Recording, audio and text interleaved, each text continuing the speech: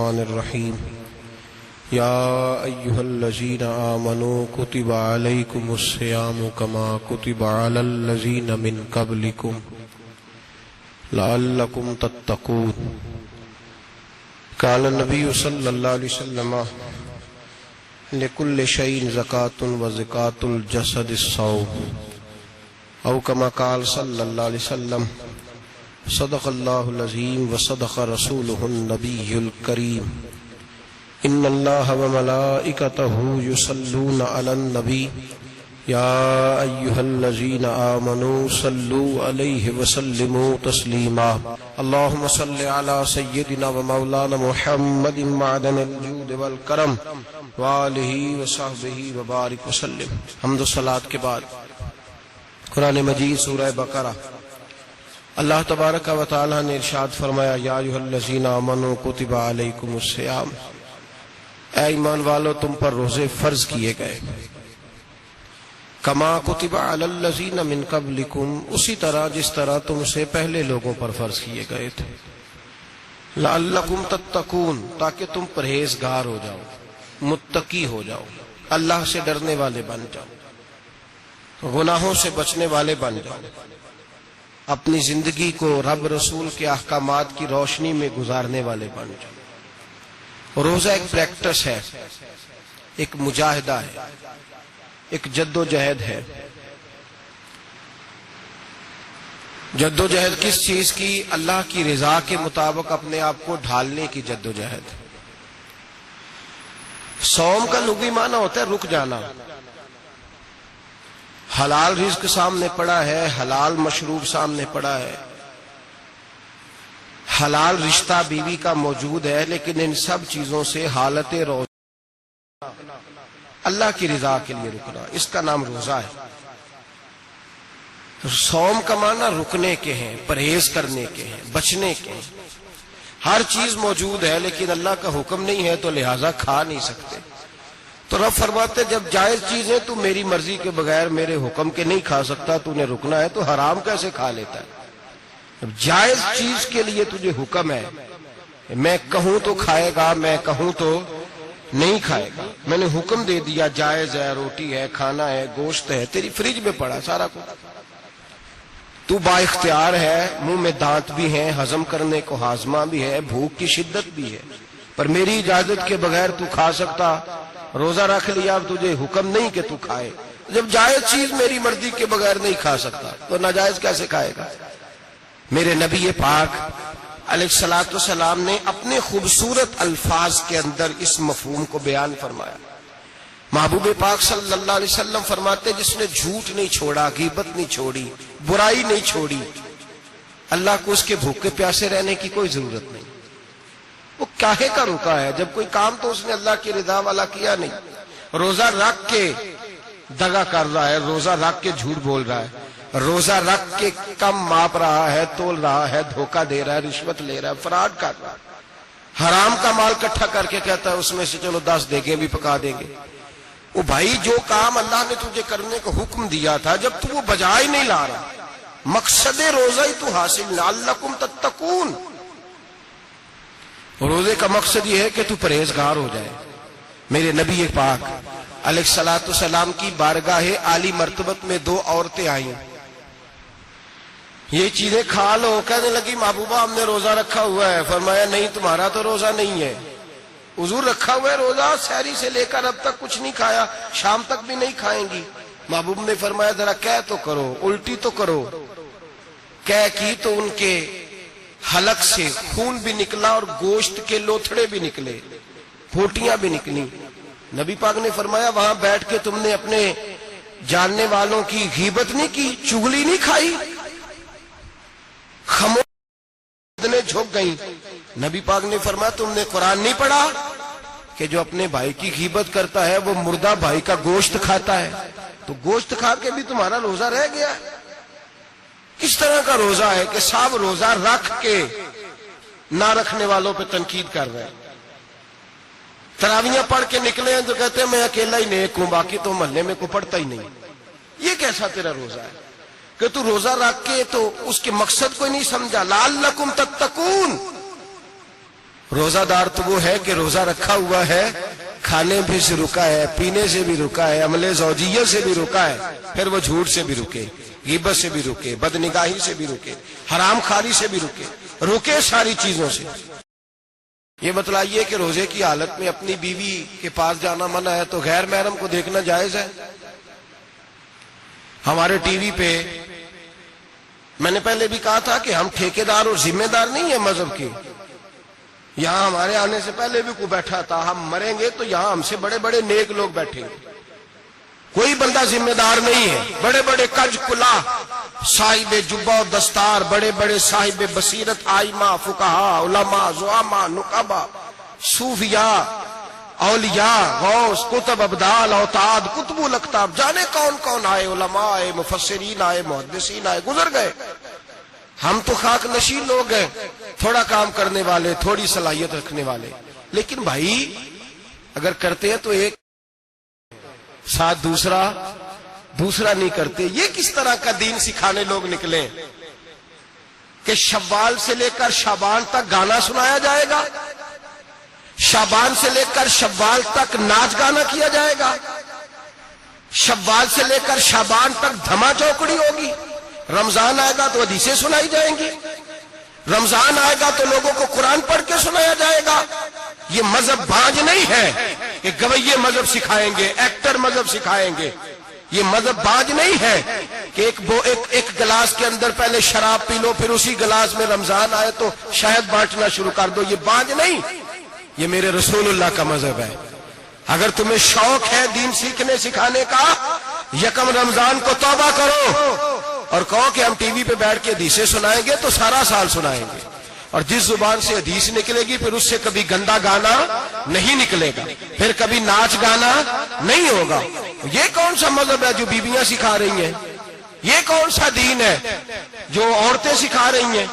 میرے رسول پاک صلی اللہ تعالی علیہ وآلہ وسلم کا وہ مذہب ہے کہ میرے اعلیٰ حضرت فاضل بریلوی رحمت اللہ علیہ نے فرمایا، مرد کے لیے جائز نہیں کہ وہ عورت کی زبان سے میلاد بھی سنے، نعت بھی سنے۔ مرد کے لیے جائز نہیں، مرد کو مرد سکھائے گا، عورت سکھائے گی تو عورتوں کو سکھائے گی۔ بے شک آپ سویرے فتویٰ دیجئے کہ چھوٹی سی مسجد میں بیٹھ کے، چھوٹے سے کونے میں بیٹھ کے چھوٹا سا مولوی، اور وہاں تو اتنے بڑے مفتی ٹی وی پہ بیٹھے ہوئے، وہ غلط ہے تو صحیح ہے، کیسے ہو گئے؟ سنو، میرے نبی پاک علیہ الصلوۃ والسلام کے مذہب کا حسن یہ ہے کہ اسلام کہتا ہے ایک نظر بی بی کو دیکھا کسی نے غلطی سے تو معافی ہو جائے گی، دوسری نظر شہوت سے دیکھا تو حرام ہے اس کے لیے، وہ پاکستان کا مولوی ہو یا سعودی عرب کا شاہ ہو، کسی کے لیے عورتوں کے بیچ پھرنا اٹھنا بیٹھنا جائز ہے۔ میرے نبی پاک صلی اللہ تعالی علیہ وسلم نے فرمایا ہے میں عورتوں سے مصافحہ کرنے نہیں آیا، اور میرے نبی پاک صلی اللہ علیہ وسلم نے فرمایا ہے، حضور فرماتے ہیں لیکن اب کتا بالکل ناپاک نہیں ہوتا، کتے کا تھوک ناپاک ہوتا ہے، یا کتا گیلا ہو جائے تو ناپاک ہوتا ہے، لیکن خنزیر سارا ناپاک ہوتا ہے، کل ناپاک ہے خنزیر۔ نبی پاک نے فرمایا خنزیر بھی ہو اور گند میں لتھڑا ہوا بھی ہو، پیشاب میں لتھڑا ہوا ہو، گوبر میں لتھڑا ہوا ہو، پخانے اور فضلے میں لتھڑا ہوا خنزیر ہو، اس کا جسم تیرے ساتھ ٹکرا جائے تو اتنا برا نہیں جتنا عورت کا وجود تیرے ساتھ ٹکرا جائے تو برا ہے۔ اس حد تک میرے نبی پاک صلی اللہ علیہ وسلم اور گنبد کے معاملے میں فتویٰ دینے والے، یا رسول اللہ کہنے پر کفر کا فتویٰ دینے والے اور بڑی بڑی باتیں کرنے والے خاموش کیوں ہو گئے؟ یا ایھا الذین آمنوا لا تتخذوا اليہود والنصارى اولیاء۔ رب فرماتا ہے یہودیوں اور عیسائیوں کو دوست نہ بناؤ، یہ تمہارے دوست ہو سکتے، یہ تمہارے سجن ہو سکتے۔ جب عرش کا مالک کہہ رہا ہے سجن نہیں ہو سکتے تو دوستی کی بات کیسے بڑھا رہا ہے؟ یا رسول اللہ ہمارے سجن کون ہو سکتے ہیں؟ فرمایا تمہارا دوست وہ ہو سکتا ہے جو محمد عربی کا غلامی کرنے والا ہو، جو رسول اللہ کی نوکری کرنا ہو دوست ہوگا۔ دوسرا دوست ہو سکتا کوئی ایکٹر مذہب نہیں سکھائے گا، کوئی گویہ مذہب نہیں سکھائے گا۔ حضرت جناب سیدنا جنید بغدادی، بغداد کے پیر سے کسی نے پوچھا تھا آج سے 1100-1200 سال پہلے، وہ تو زمانہ ویسے نیکی اور پرہیزگاری کا تھا، کہا بابا جی مرد اور عورت نیک ہو، بغیر پردے کے، بغیر حجاب کے، بغیر دیوار کے بیٹھ کر ایک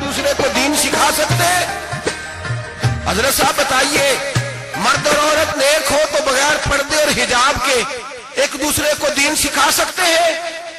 تو حضرت جنید بغدادی فرمانے لگے سکھانے والا حسن بصری ہو اور سیکھنے والی رابعہ بصری ہو تو پھر بھی بغیر پردے کے بیٹھنے کی اجازت نہیں۔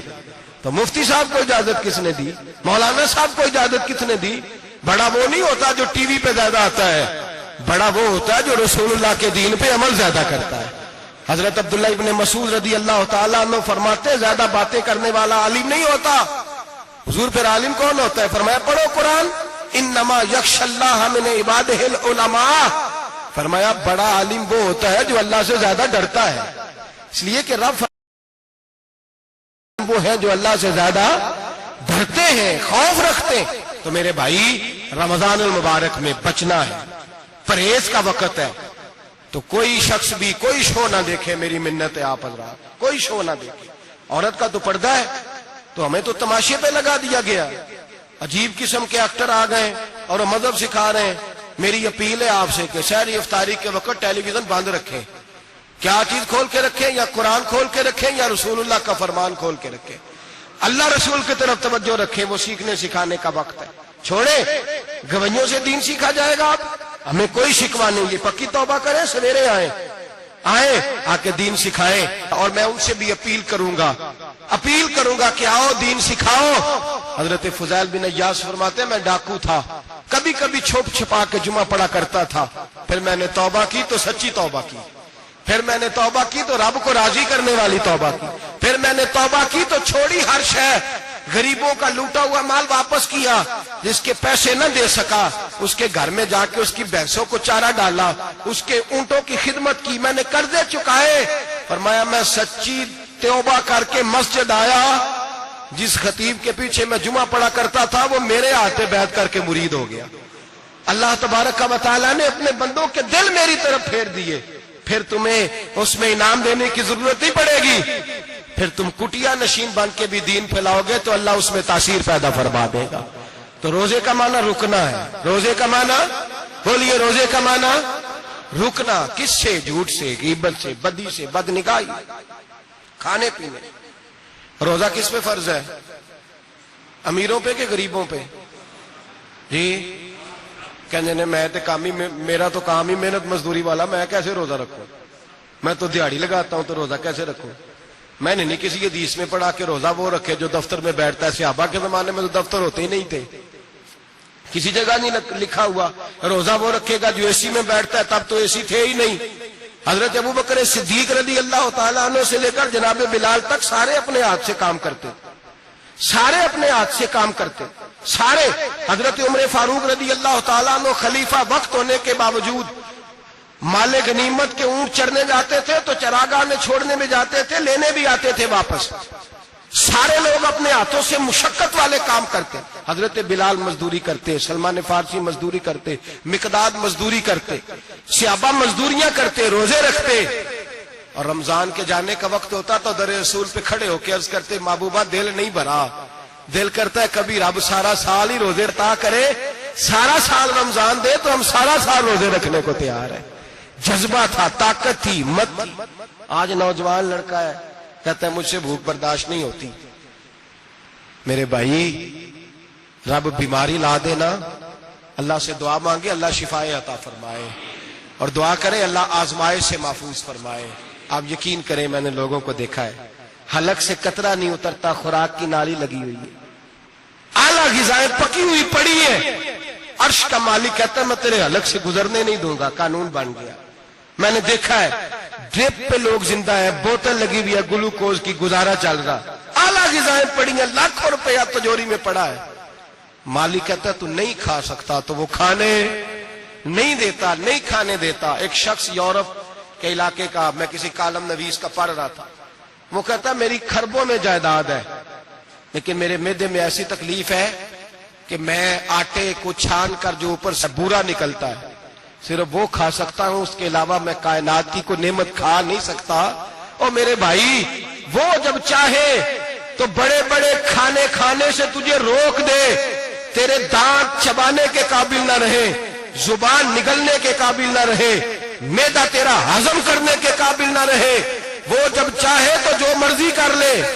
وہ کہتا چل تو میری مرضی پہ چلنا، 1 مہینہ میرے کہنے پہ نہ کھا، 1 مہینہ میرے کہنے پہ نہ کھا تو یا اللہ تو کیا کرے گا؟ فرمایا صوم تصحو. میرے نبی پاک نے فرمایا تم روزے رکھو، اللہ تمہیں صحت عطا فرما دے گا، اللہ تندرستیاں دے دے گا، شفائیں دے دے گا. تم روزے رکھو، اللہ تمہیں، سبحان اللہ، اللہ تمہیں، اللہ طاقت دیتا ہے، ہمت دیتا ہے، اللہ ہمت دیتا ہے. میں نے دیکھا ہے، میں نے بزرگوں کو دیکھا ہے، ضعیف لوگوں کو دیکھا ہے، کمزور لوگوں کو دیکھا ہے، میں نے دیکھا ہے روزے رکھتے ہوئے، مزدوروں کو دیکھا ہے روزے رکھتے ہوئے. میں اپنے ابا جی کو کہتا ابا جی اتنی سخت گرمی اور مزدوری آپ کرتے اور مزدوری کے عالم میں روزہ رکھتے تو کہتے پتر روزہ کی آندا ہے، روزہ کدوں کو جاندا ہے، روزہ اپنی جگہ تے مزدوری اپنی جگہ ہوتے. اور کئی دفعہ مینوں فرمان لگے مینوں یار سمجھ کوئی نہیں لگتی، پتہ نہیں روزے چ اللہ طاقت کتوں دے چھڑدا ہے، اتنی زیادہ کام بھی زیادہ کریدا ہے تے روزہ بھی بھائی صوم تصحو. میرے مصطفیٰ نے فرمایا تو روزہ رکھ، اللہ تجھے صحت عطا فرما دے گا. رب تعالیٰ تجھے، یہاں ہوٹل کھلے ہوئے ہیں، یہاں عجیب حالات ہیں، ہوٹل کھلے ہوئے ہیں، لوگ تھوڑا سا خون نکل آیا، سنی پلاس لگائی ہے تو روزہ نہیں رکھا، یہ ذرا مجھے تھوڑی دقت ہو گیا تو میں نے روزہ نہیں رکھا، کھانسی لگ گئی ہے تو روزہ نہیں رکھا. او خدا کے بندے، روزہ تو نعمت ہے. اور سبحان اللہ میرے نبی پاک نے فرمایا لکل شیء زکات و زکات الجسد الصوم. فرمایا ہر شے کی زکات ہوتی ہے، وجود کی زکات روزہ ہے. روزے رکھو جسم کی زکات نکل جائے گی. فاقہ کرنا بھی میرے نبی پاک کی سنت ہے، مسواک کرنا بھی سنت ہے اور فاقہ کرنا بھی. مسواک والی سنت زیادہ اپناتے ہیں لوگ، فاقہ کرنا بھی نبی پاک کی سنت ہے. ایک صاحب مجھے کہنے لگے جناب بیٹھ کے کھانا حضور کی سنت ہے. میں نے کہا کبھی کبھی نہ کھانا بھی نبی پاک کی سنت ہے، نہ کھانا بھی حضور کی سنت ہے. اور ہمارے فقہاء نے لکھا ہے جو روٹی زیادہ کھاتا ہے اس میں 2 باتیں پیدا ہو جاتی ہیں. کیا کیا؟ ایک بولتا زیادہ ہے، دوسرا سوتا زیادہ ہے، غافل ہو جاتا ہے. فقہ اور حکیم اطباء، پیٹ خالی رہے نا جس آدمی کا، اس کا حافظہ مضبوط ہوتا ہے، اس کے ذہن کی گرہ کھلتی ہے. زیادہ کھانے سے تو خماری چڑھتی ہے، دماغ ڈھونڈتے پھرنا روٹی کدھر سے آج اچھی ہے، گھر میں نہیں پکی تو ہوٹل چلے جانا، کھانے کے سوا اور کام ہی کوئی نہیں. اور صاحب میرے نبی پاک علیہ السلام نے فرمایا کافر 7 آنتوں سے کھاتا ہے، 7 آنتوں سے. اور فرمایا میرا مومن 1 آنت سے کھاتا ہے. اس کے وجود میں کھانے والی 1 آنت ہے، کافر 7 آنتوں سے کھاتا ہے. فاقہ کشی سے نورانیت پیدا ہوتا ہے، کم کھانا. دیکھیں نا نبی پاک صلی اللہ علیہ وسلم نے اللہ سے فاقہ مانگ کے لیا ہے، یا اللہ 1 وقت روٹی دے، 1 وقت کا فاقہ دے، مانگ کے لیا ہے نبی پاک نے، مانگ کے. حضرت ابو ہریرہ رضی اللہ تعالیٰ عنہ فرماتے ہیں بھوک زیادہ لگتی تھی نا جب مجھے، تو میں حضرت عمر سے، ابو بکر سے، عثمان، مولا علی سے کوئی مسئلہ پوچھ لیتا تھا، اور جب میں مسئلہ پوچھتا تھا تو وہ مجھے روٹی کھلا دیتے تھے. جب میں ان سے مسئلہ پوچھتا تو وہ مجھے، حضرت ابو ہریرہ فرماتے ہیں مجھے بھوک لگی، میں حضرت عمر کے پاس گیا، ان سے مسئلہ پوچھا. ان کا رواج تھا جب میں ہمارے بزرگ یہ فرماتے ہیں کہ کھانے کھلا کے دین پڑھاؤ. صرف تمہارا کتب خانہ نہیں کھلا ہونا چاہیے، تمہارا دسترخوان بھی کھلا ہونا چاہیے. کسی نے نبی پاک صلی اللہ علیہ وسلم سے پوچھا تھا بہترین مسلمان کون ہے؟ حضور نے فرمایا جو سلام لینے میں پہل کرے اور روٹی زیادہ کھلائے. روٹی ہر وقت فکر کرے آ یار تو روٹی کھا لے، روٹی کھانے کی طرف توجہ دلائے. کھلانا سنت ہے، زیادہ کھانا اس میں بھی فرق رکھے. تو نبی پاک صلی اللہ علیہ وسلم کے صحابی حضرت ابو ہریرہ رضی اللہ تعالیٰ عنہ فرماتے ہیں میں نے حضرت عمر سے مسئلہ پوچھا، میں نے کہا حضور مسئلہ بتائیں، تو کہتے پہلے ان کی عادت تھی جب میں مسئلہ پوچھتا تو روٹی بھی کھلاتے، آج انہوں نے مسئلہ ہی بتایا ہے، روٹی کوئی نہیں کھلائی. تو مجھے کہنے لگے ابو ہریرہ تو سوچتا ہوگا روٹی نہیں اس نے پوچھی، تو نے کب سے کھانا نہیں کھایا؟ میں نے کہا آج صبح سے. تو جناب عمر کہنے لگے میں نے کل صبح سے نہیں کھایا. چل ابو بکر صدیق کے گھر مسئلہ پوچھتے ہیں. کہتے ہیں جناب صدیق اکبر کے دروازے پہ گئے، جا کر کے ان سے مسئلہ پوچھا. ان کی بھی عادت تھی جب کوئی مسئلہ پوچھنے جاتے تو دسترخوان بچھا لیتے، کہتے آؤ روٹی بھی کھلاتا ہوں مسئلے بھی بتاتا ہوں. مسئلہ بتایا، روٹی کوئی نہ پوچھی. تو کہنے لگے عمر ابو ہریرہ تم لوگوں نے کل پرسوں سے نہیں نہ کھایا ہوگا. اور ابو بکر کو 4 دن گزر گئے ہیں، تھوڑا سا دودھ ملا ہے یا کھجور ملی ہے، روٹی کوئی نہیں ملی. چلو در رسول پہ چلتے، آؤ حضور کی بارگاہ. کہتے ہیں نبی پاک کی بارگاہ میں آئے، حضور نے چہرے دیکھے، کریم سے مسئلہ نہیں پوچھنا پڑا، میرے مصطفیٰ کریم نے فرمایا بھوک لگی ہوئی ہے تم تینوں کو؟ 3-4 دن ہو گئے؟ اللہ کے رسول نے فرمایا مجھے پورا ہفتہ ہو گیا ہے۔ سبب کچھ اور ہے جس کو تو خود سمجھتا ہے، زوال بندہ مومن کا بے زری سے نہیں، بھوک نقصان کا وجہ نہیں بنی، وجہ کوئی اور بنی ہے۔ رشوتیں جو بازار گرم ہوئے ہیں لوٹ مار کے، یہ روٹی کے لیے نہیں، یہ زیادہ کھانے کے لیے، یہ بینک بیلنس کے لیے گرم ہے۔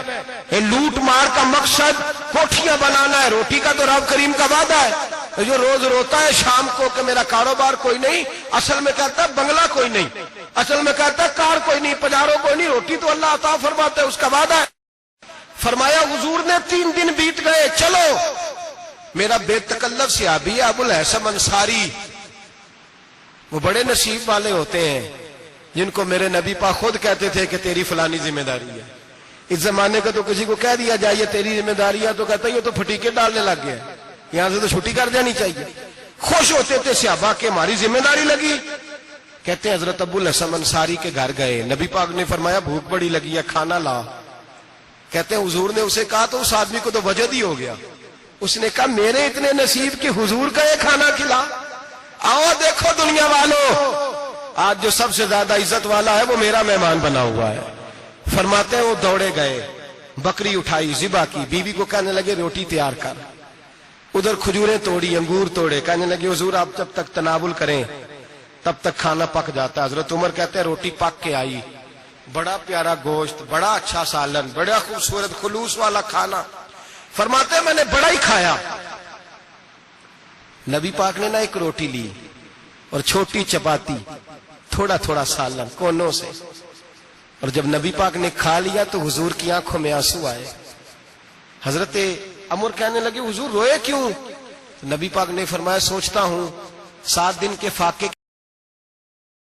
ہوں، رب اس کا حساب پوچھے گا تو جواب کیسے دینا ہے، اس کا حساب بھی تو دینا ہے نا جو کھایا ہے۔ تو حضرت عمر فاروق کے ہاتھ میں کچھ چیز تھی، زور سے زمین پہ ماری، کا محبوبہ 7 دن کے بعد بھی روٹی کھائے تو حساب دینا ہے۔ نبی پاک فرمانے لگے عمر وہ مالک ہے نا، تو جب دیتا ہے تو حساب نہیں لے سکتا، حساب تو دینا ہے، حساب تو دینا ہے، تیاری رکھو۔ صحابہ کرام فرماتے ہم نے ارادہ کیا کہ آج کے بعد ہم پھر فاقے کریں گے، کم کھائیں گے، اس لیے کہ حساب دینا ہے۔ میرے بھائی وہ فاقہ کشی کرتے تھے، ڈرتے تھے۔ یہاں تو لوگ کھا کے بیمار ہیں، کھاتے جا رہے ہیں، سوتے جا رہے ہیں، کھاتے جا رہے ہیں، سوتے جا رہے ہیں۔ یہ بھی وقت آئے گا رمضان شریف کا، سویرے درس پہ آؤ کہتے نیند بڑی آتی ہے، سویرے 2 سپارے پڑھ کے سویا کرو کہتے صاحب نیند بڑی آتی ہے، فجر کے بعد یہ تو وقت ہوتا ہے اللہ اللہ کرنے کا، سحری کا، کھاتے جا رہے ہیں، سوتے۔ لوگ جماعت سے نماز نہیں پڑھتے، سو جاتے، جماعت کا ثواب چھوڑ کے سو جائیں گے۔ بھائی رمضان مبارک میں فاقہ کشی کی ٹریننگ ہوتی ہے، فاقہ کشی کی تربیت لے، رمضان میں روکے اپنے آپ کو، تربیت ہوگی۔ اور ہمارے صوفیاء فرماتے ہیں جو زیادہ کھاتا ہے اس کا نفس اس کو زیادہ پہ مائل کرتا ہے، خواہشات نفس پیدا ہوتی ہیں۔ میرے نبی پاک علیہ السلام نے جب معاشر الشباب، او جوانو، یا رسول اللہ کیا حکم ہے؟ فرمایا یا نکاح کر لو اگر طاقت ہے، نہیں طاقت تو روزے رکھو۔ حضور روزے سے کیا ہوگا؟ فرمایا تمہارا نفس کچلا جائے گا، شیطان وسوسہ اندوزی نہیں کرے گا۔ آج نوجوان بڑھ بڑھ کے کھاتا ہے، بہت زیادہ کھاتا ہے، کبھی اس ہوٹل سے کھاتا ہے، کبھی اس ہوٹل سے کھاتا ہے۔ اتنا زیادہ کھائیں گے تو نفسانی قوتیں اچھل کر کے آئیں گی۔ دوستو